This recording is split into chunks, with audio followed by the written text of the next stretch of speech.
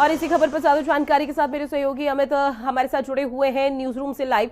अमित, आपके पास आते हुए फिलहाल इस पूरे मामले को लेकर क्या अपडेट मिल पा रही है? ये बड़ा हादसा किस वजह से रहा, क्या अभी तक कोई भी जानकारी सामने आ पाई? देखिए, अभी तक इस बारे में तो कोई जानकारी नहीं मिल पाई है कि इसकी वजह क्या रही है। इसकी तो जांच की जा रही है, ये जांच का विषय है। लेकिन जो अभी बड़ी जानकारी इसमें जो बड़ा अपडेट अभी मिल रहा है रितु, वो अपडेट ये है कि ये रिहायशी इलाके में गिरा है। विमान जैसे टेक ऑफ करता है और उसके बाद इसमें आग लगती है। ये रिहायशी इलाके में गिरा है और एक बीजे मेडिकल कॉलेज है, वहाँ पर बीजे मेडिकल कॉलेज इसकी चपेट में आया है।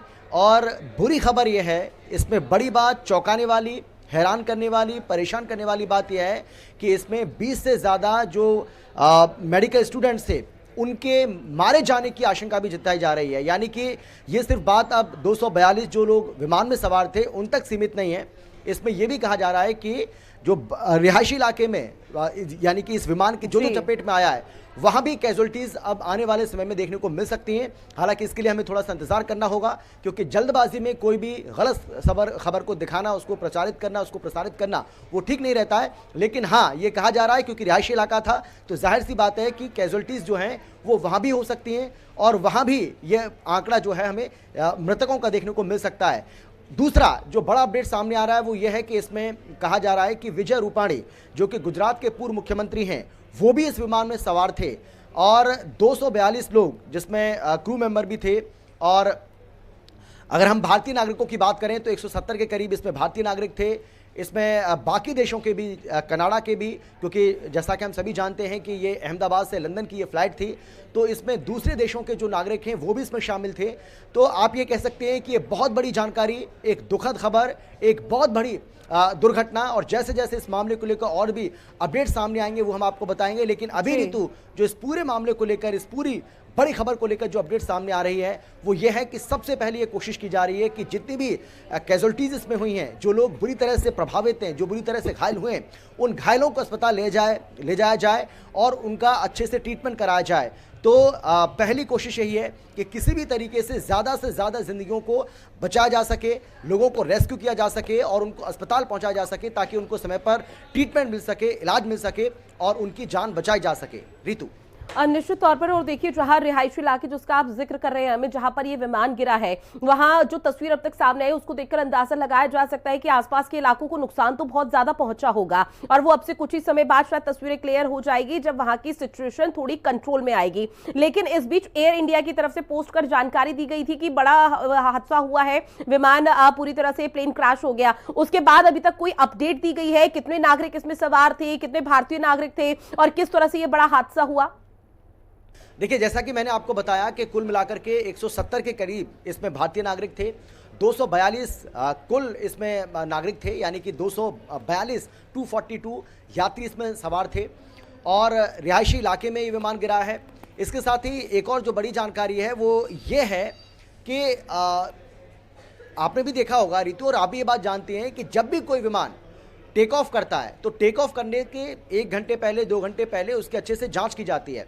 और जांच के बाद ही जब ये लगता है कि हाँ, अब ये उड़ान भरने के लिए पूरी तरह से तैयार है, तभी उसको उड़ान भरने की इजाज़त दी जाती है, उसको अनुमति होती है, उसको परमिशन होती है।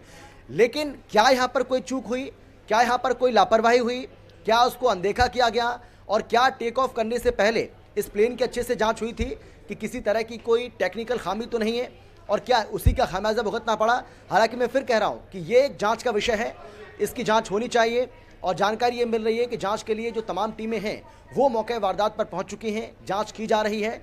लेकिन बड़ा सवाल यही है कि क्या इसमें कोई बहुत बड़ी लापरवाही बरती गई? एक सवाल ये भी उठता है कि क्या ये कोई साजिश का हिस्सा हो सकता है? क्या इसमें कोई षड्यंत्र था? क्या ये कॉन्स्पिरेसी थी? ये भी एक अपने आप में एक अहम सवाल हो सकता है, क्योंकि इसमें बहुत सारे वीआईपी लोग भी सवार थे।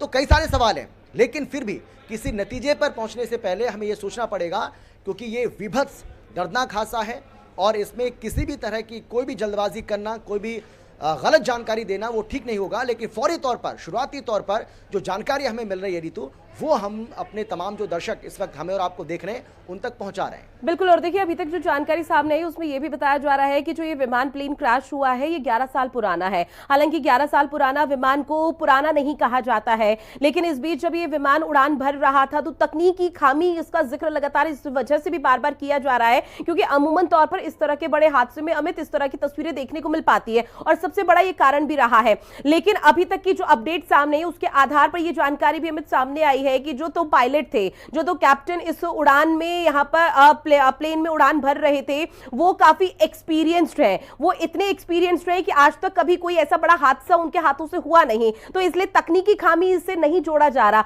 अगर यहां पर दूसरा भी कारण रहता है तो कहीं ना कहीं फेलियर तो हुआ है। लेकिन इस बीच आपसे यह भी जानेंगे कि प्रधानमंत्री नरेंद्र मोदी और अमित शाह भी दिल्ली से अब अहमदाबाद रवाना हो चुके। इस पूरे मामले को लेकर कोई और अपडेट आई अभी तक सामने?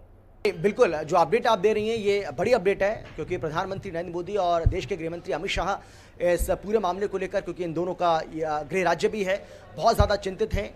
जिस तरीके से दर्दनाक हादसा हुआ है इसकी वजह क्या रही, दोनों ने न केवल दुख प्रकट किया है बल्कि पल पल की अपडेट ये भी हमें जानकारी मिल रही है कि प्रधानमंत्री नरेंद्र मोदी इससे जुड़ी हुई ले रहे हैं और वो जानकारी चाह रहे हैं, वो ये जानना चाह रहे हैं कि आखिर किस वजह से हादसा हुआ। लेकिन उन्होंने सबसे पहले ये कहा है कि जो घायल हैं इस पूरे हादसे में जो लोग घायल हुए हैं उनको शीघ्र अस्पताल पहुंचाया जाए और सबसे पहले उनको अच्छा ट्रीटमेंट मिले, इसकी पूरी कोशिश की जाए। बाकायदा एक कॉरिडोर वहाँ पर बनाया गया है ताकि जितनी भी कैजुअल्टीज़ हुई हैं या जो भी घायल लोग हैं उनको अस्पताल पहुँचाया जाए। एम्बुलेंस वहाँ पर तैनात कर दी गई हैं और ये जानकारी मिल रही है कि जो मेडिकल कॉलेज है जिसके ऊपर ये विमान गिरा, जो मेडिकल कॉलेज इसकी चपेट में आया है, उसमें कुछ डॉक्टर्स भी घायल हो सकते हैं और हो सकता है कि किसी की जान भी गई हो। लेकिन रितु, मतलब आप सोचकर भी सिहर जाएंगी कि कितना ये दर्दनाक, कितना भयानक, कितना विभत्स ये हादसा है, कितना मतलब मैं बता भी नहीं सकता आपको।